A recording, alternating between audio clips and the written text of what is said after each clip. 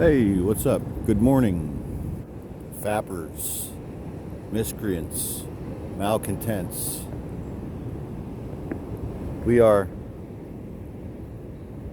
at the beach as usual. It's a really clean, perfect morning. There's a excavator pushing sand back. It's a constant struggle here. There's an excavator pushing sand down the cliff into the ocean. Perhaps in the distance you can see that far point. I think that's Point Pinos. I feel like that is, or Pillar Point, but I think it's Pinos. Let's see if we can. There is some note to this point that we're going to look at way off in the distance. So see that point off in the distance, that edge of land that meets with the water right there? That's a place called Pacifica. And so there's a famous film that was made around here. Tons of scenes were filmed in this area, and it's called Harold and Maude. So in Harold and Maude, at the end, shit, I can't see, I've lost focus. Anyway, that spot way out there, that's the spot from the end of the movie when he takes his Jaguar hearse. Remember, he made that Jaguar into a hearse, a black one. It was really cool. Anyway, he drove it off the edge of a cliff down into the ocean. That's the exact spot where he did that. And then, what's kind of funny is if you turn, well, it's not really funny, it's just the truth. They filmed the movie here. So, down in this direction, that white building, it's called the Cliff House. And it's see that really bright white building down there that is at the edge of the water? That's the opening of the San Francisco Bay. Can't see it, but right around that corner, not very far at all, like behind the VA hospital, is the Golden Gate Bridge. But that white building is called the Cliff House. It's a very historic building. Now, the original Cliff House burned down 2 times, but so there's been, I think this is the 3rd incarnation, but the original one, just if you're interested, look it up on the internet. Just like Google image Cliff House San Francisco, and it was a castle. Like, I mean, there was great opulence here during the Victorian era. Anyway, that spot right where the Cliff House is, there's a complex of cement ruins that used to be part of a huge public bath, like a freshwater, seawater bath complex that people in the Victorian era used to swim at. Anyway, it's all decrepit and destroyed now. But in Harold and Maude, in that scene where Harold is with his uncle and in the process of being of joining the military, they devised some weird plan, Harold and Maude, to scare his uncle, who's some sort of a Vietnam vet or Korean War vet. Anyway, that's this place where they filmed that scene where, like, Maude or Harold, I forget, maybe both of them, dropped through this this cement flooring and down underneath. It's all that whole area is there. Anyway, we'll go there someday and we'll film around it. There's a cave complex there that's really badass, and yeah, I can't believe I haven't taken you guys there. I mean, it's about a mile walk directly up the beach from where we are right now. I mean, it would be a very long video. We would, it would make much more sense to just drive there. Still, it's kind of fun telling you guys about it, even if we're not there. But yeah, that's the whole situation, and it's very clear today. As you see, it's very, it's not really warm. It's probably like 55, and it's about 9 o'clock in the morning. And yeah, it's very beautiful. A couple guys fishing. A lot of people walking their dogs.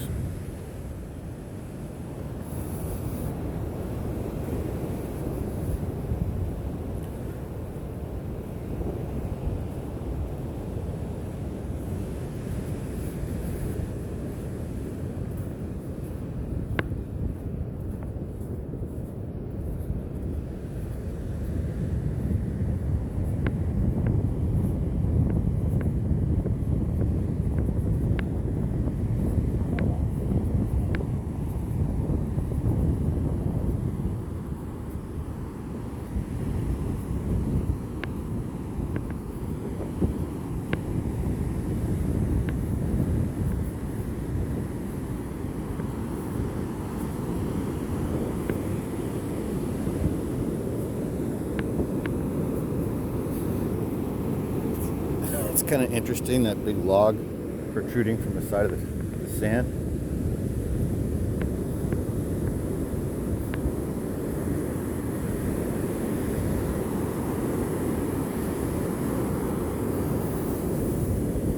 Very nice morning, you guys.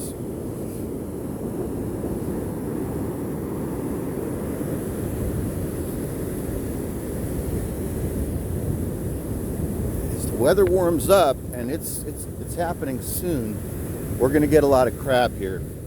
There's going to be Dungeness crab right up on this beach, you guys. These upcoming mornings soon. Maybe in a couple months, a month or two. Wow, look at this. Let's look at this structure over here. Hopefully there's nobody in it. It's quite elaborate. So they took that big buoy that's been here for about a month. I think that we filmed the first day that the buoy arrived.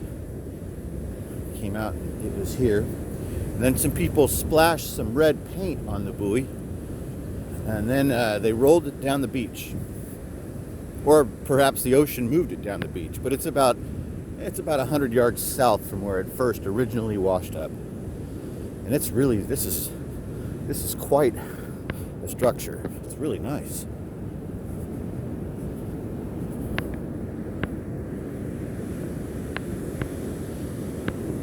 Wow, this is really nice. So there's still a fire going here. There's like still embers, and there's somebody's got their sleeping bag drying out. And this is really, really nice.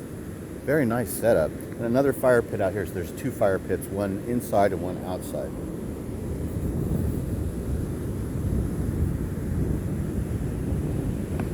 But I mean, water comes up here. You can see that the water was up here already. This morning, water rushed up here, but it didn't.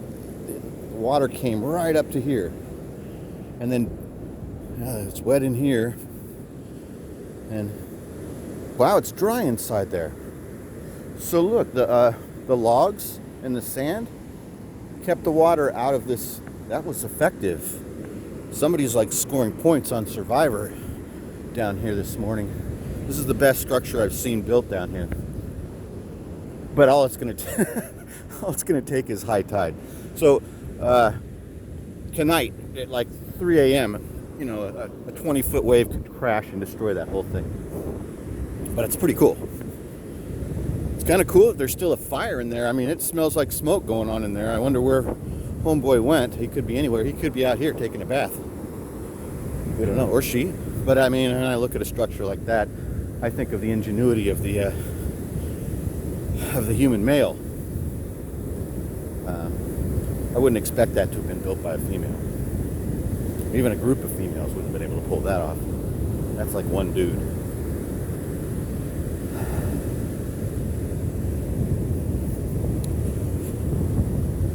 Just speaking my mind. You know, my favorite newspaper comic is Dilbert. Is that what it's called? Suddenly I love that cartoon. I've never read it. Okay.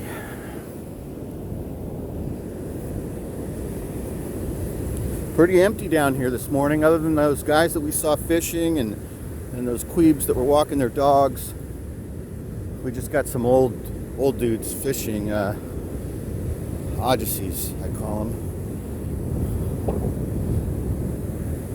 Odyssey is it's a South Korean word that means uncle, or man as old as your father. I kind of think that's the literal translation. Anyway, this could be the guy that lives in the shack. This is a warm spot he's at. So there's a lot of, I'm just babbling, but there's a lot of words in Hangul that are very similar, like Ajasi and Agashi. So Ajasi is a male term, like sir, right? But it's like you just call that to anybody who's like kind of a male, like senior to you.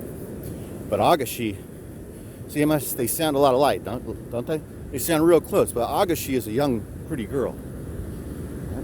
Ajasi and Agashi. And let's see, Bali Bali Hapshida That means hurry, hurry, let's go. Bali Bali, hurry, hurry. Hapshida, let's go. But Bali Bali Kapshida, right? Real close, right? Bali Bali Kapshida, hurry, hurry, let's fuck. See, Hapshida means let's go. Kapshida means let's fuck. And there's more. Those are just the first two that popped up into my mind. That's cool. Of course, I could be wrong about all of this. You know, I only lived there for a year. And dialects do change over 30 or 40 years, but this was how we were speaking it in Seoul. 1989, 1990. Like, some things change. Like, I'm sure, I don't know. So back then, a very popular slang phrase for Korean girls used to always go, I goo. It would always go, I goo. So I goo means like wow. It really does. It's just like their way of saying wow. But they would say I goo. And it would happen all the time, bro. Like, I mean, anytime that they would be exclaiming to something that they found marvelous, they would say I goo. You know, so but it's just a female thing. Only Korean girls were doing that, saying I goo. But I don't know if they even say I goo anymore. Tell me in the comments. It's a fucking badass spot.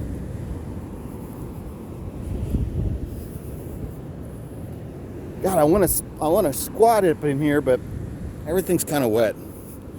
It'll mess up my trousers. Thought I saw like a good position there. But then upon further examination, I could see that it was wet.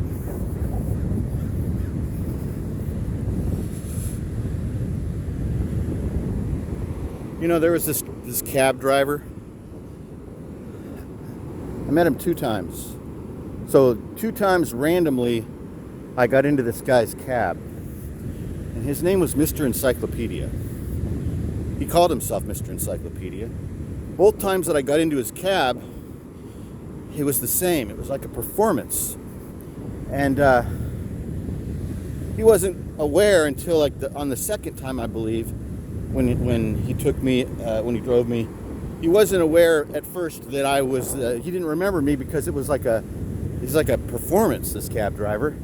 He did this, I believe, to make his job interesting and not like really boring and monotonous. Anyway, here's how it would go. You get into his cab, and this is the day before cell phones or any technology. You just call a cab and tell him where you are, and the cab shows up. This is in Seoul. So you get into his cab, and he goes, "Annyeonghaseyo." He asks you where you're going, and he says, "I'm Mr. Encyclopedia. Where are you from?" So then you tell him, everybody in the cab tells them where they're from. Sometimes it's like 3 drunk GIs. Some guy will go, "I'm from Flint, Michigan." And Mr. Encyclopedia would proceed to ramble off things that he had completely memorized about Flint, Michigan. He knew the population. He knew where it was located. He knew things about the history of Flint, Michigan. And this was well before the water in Flint, Michigan, was known to have been contaminated. That was just because it came into my mind. But so everybody says he's different, where they're from. So I tell him, I say, I'm from Pacific Grove, California. And he goes, "Oh, Pacific Grove, Monterey, Cannery Road, John Steinbeck." And I was like, holy shit, this guy knows his shit, right? And so that was his whole bit. Another time he picked me up, I had to go to the Embassy Club, and I was all fucking dressed up, like in Class A's with the white gloves and the bow tie. It was a function at the embassy. And I was late, and I was by myself. Call a cab, right? And he shows up. And I jump in and tell him, "Take me to the Embassy Club." He starts his Mr. Encyclopedia bit. I tell him who I am. I said, "Hey, we met before, Mr. Encyclopedia. I'm from Monterey." He goes, "Oh, yes, I remember, from Monterey." Also, let me apologize. I'm trying not to be too offensive I'm not even trying to be accurate with the Asian accent. Like, I can actually do the Asian accent, particularly the Korean one, very, very well. But even for myself, I'm I'm right on the edge. Look where we're at. I live on the edge. I'm fucking edgy as shit. I still don't feel right trying to sound like how these people talk. It's kind of lame. It's kind of lame. Anyway, Mr. Encyclopedia. So fucking cool. So he says, yeah, I remember you. What's going on? I tell him I'm going to the embassy club, and he tells me, you look very handsome tonight, Sergeant. Look like a very famous, handsome American actor, Tom Cruise. I always remembered that Mr. Encyclopedia told me I looked like Tom Cruise that night. But it's probably just because of my uniform, and well, yeah, I'm a good-looking guy, but where I was then. But yeah, maybe it had to do with he had seen like Tom Cruise in like some movie where he's in a uniform. Maybe he was confusing Tom Cruise with Richard Gere from was that one Officer and a Gentleman? I don't know. But at any rate, oh, I hate something. I don't like saying it at any rate. I've been saying it a lot. Anyway, Mr. Encyclopedia, very nice guy. If he's still alive, he's probably in his 80s or 90s at this point. Very talented, very smart. He knew every single city in America. He must have I think I asked him, maybe on that second trip about it, and he had an Encyclopedia Britannica, and that's all he read. He read English, and he loved learning about America, and he loved driving American GIs in his cab and making friends with them. It's a beautiful time and a beautiful place, Seoul, Korea.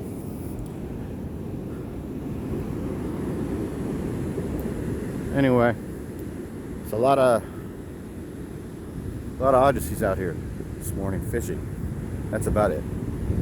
4 or 5 of them. Just chilling and fishing, probably doing crab and sea bass. So there's crab out here still, down there under in the reef, and they use bait boxes to catch them and reel them in. But when the weather warms up a bit and the season advances, they start multiplying, getting even hungrier, and they start coming out of the water up onto the sand in the morning. You guys are going to dig it. It's like an invasion of Dungeness crab. All right, and then in the mornings, it becomes a killing field down here because the crab are out of the water trying to find stuff to eat, and then the birds are dive bombing the crab and eating them like alive. The crab are like squirming around, and they're trying to snap at the birds, and the birds are eating the crab. Yeah, it's glorious. Boy, we're getting closer to the cliff house. It looks a little bit closer for me. I don't know what you guys can see. I'm pretty shitty with the camera this morning. Anyway, that area right there to the right, those buildings that you're seeing, that's a neighborhood, very nice old neighborhood called Sutro Heights. It might be implied in Harold and Maude that this is where Harold's mother lives, either there or Pacific Heights. Not Pacific Heights. It's either here or it's either over. I forget the name of the neighborhood where there's more open land, because they had an estate with a big driveway, if I remember right. So I think it's over here. It's like south of the park where they lived. Where that's it could be filmed though out of town. It could have been filmed like in Half Moon Bay or any of these places around here. Anyway, that neighborhood that I was just talking about down there, Sutro Heights, there used to be a big amusement park there. I've talked about it before, a place called Playland at the Beach, and it was awesome. It was beautiful. It's all gone, but that's right. So there used to be so it's right there. So mainly, I guess at the heyday of the park would have been the 40s and the 50s and the 60s. If you can imagine, there was a large open amusement park there that's like right up to the edge, and there were roller coasters and attractions of all different types, and restaurants and bars and rides. Yeah, the whole thing, right? And right up to the water, so there was a tremendous amount of tourists attracted to this neighborhood and to this beach through the 50s and 60s and 70s. That's when we first came here. Would have been like the early 70s when I was a little kid. This beach was much more crowded with people, You know, these trees, obviously, all this crap wouldn't have been here. But the beach, it felt bigger. You know, when I look at it now, it felt bigger when I was a kid. One time we were down here, I was down here with my family, with my siblings and my mother. It was a crowded day with lots of people and blankets and umbrellas. I was up in there. I used to like to go up to get away from where all the people were. So I would either be out here playing in the water, or I would get the urge to go up in the dunes. And I would go up in there with like my Major Matt Mason doll, you know, my little Major Matt Mason figure, and play like Robinson Crusoe on Mars, you know. Maybe my little Major Matt Mason alien Callisto or something like that. So anyway, I'm doing that this one day. And something, you know, I just decide I'm going to head back and maybe go get a soda, you know, and I pop out of here. And I can't find them. I'm looking and I'm looking. I don't see them. You know, so I come down from those dunes we're looking at right now, and I walk down out here and I'm looking, fucking looking. I do not see where our blanket was. Do not see any of my siblings. I'm like 5 right at this point. I'm about 5. I don't see anybody. I can't find my mom. So right here, the spot that we're always at, where the graffiti is now, used to be a very active lifeguard stand. So, you know, there would be 2 lifeguards there all day, and they would be completely set up. Can you see what I'm talking about? Anyway, so I'm 5 and I can't find my mom. I'm freaking down here and jeez, looking everywhere. Starting to get scared. I'm worried. I see the lifeguard stand in the distance. Get to the lifeguard stand, and it's like almost like you know, he's up there with binoculars sitting in a chair, and it's almost like he's been watching me the whole time. Like he could tell. He helps so many lost kids that he could tell what a lost kid looks like. So I walk right up here, and I look up at him, and he looks down at me, and he says, "Kid, what's going on? Are you lost?" And I said, "Yeah, I can't find my mom. Can you help me find my mom?" And he's got those binoculars in his hand. And he goes, "I don't know, kid. There's a lot of places for her to hide."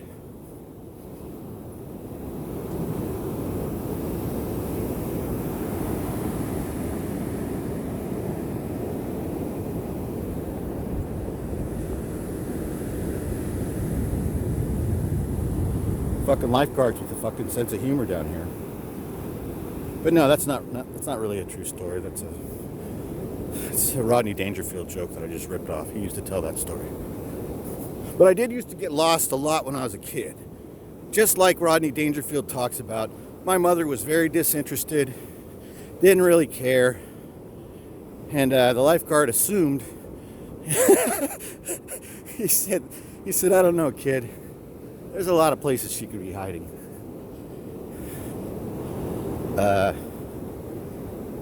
Yeah, so I got lost a lot. So much, though, that I can remember at the beginning of getting lost, of being scared of it.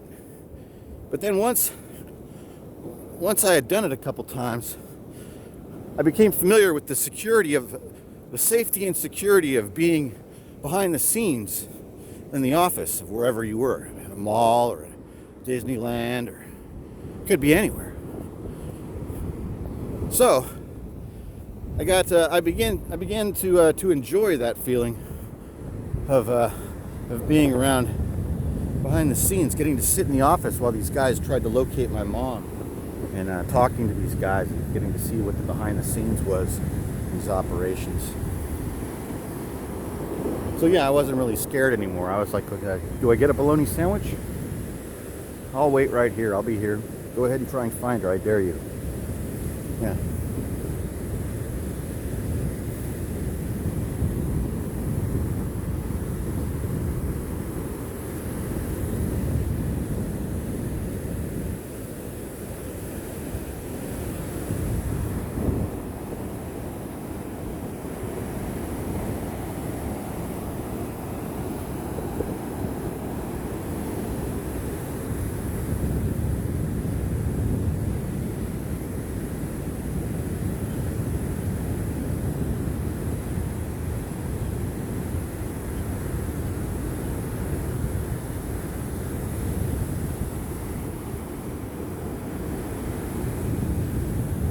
mountains over there, those points over there, that's the north side of the bay. You know, it's the side that you end up in when you go across the Golden Gate Bridge.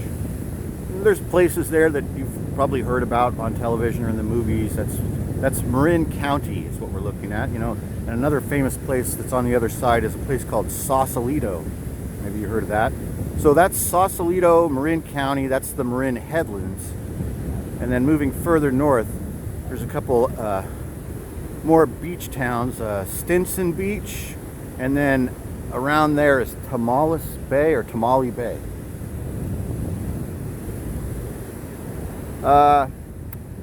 What would I say about that area? It's a rocky shore with the exception of large oyster beds.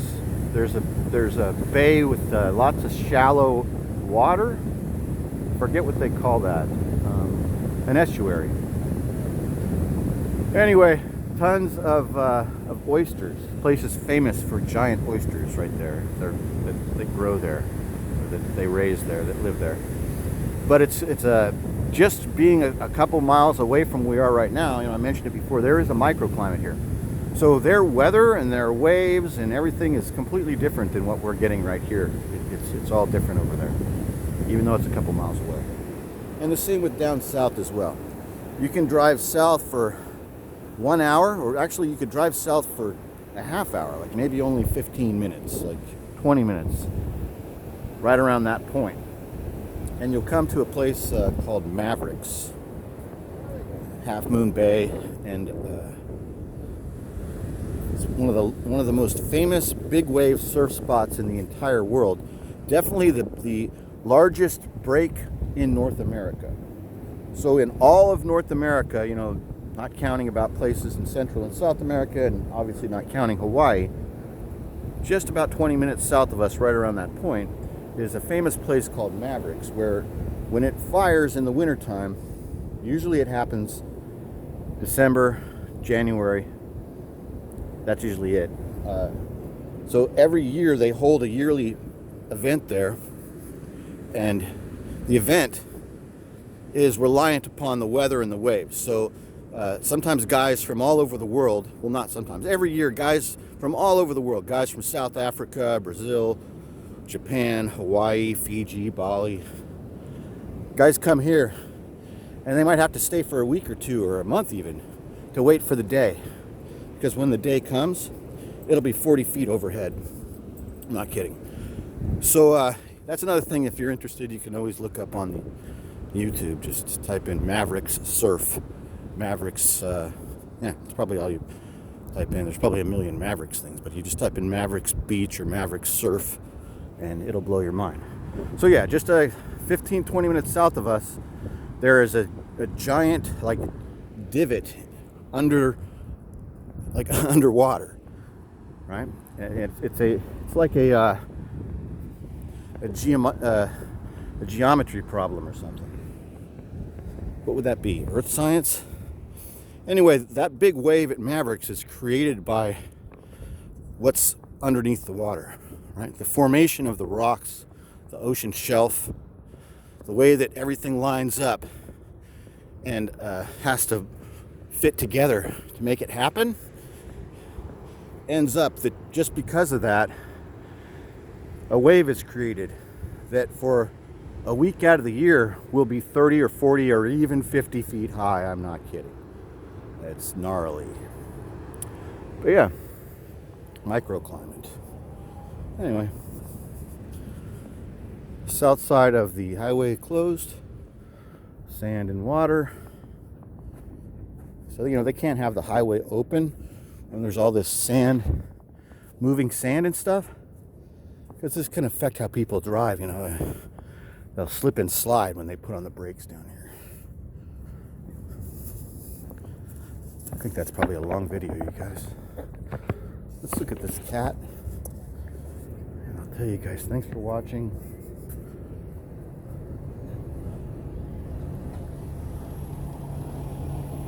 Thanks for watching, and I hope you have a great day. And I'll talk to you guys later.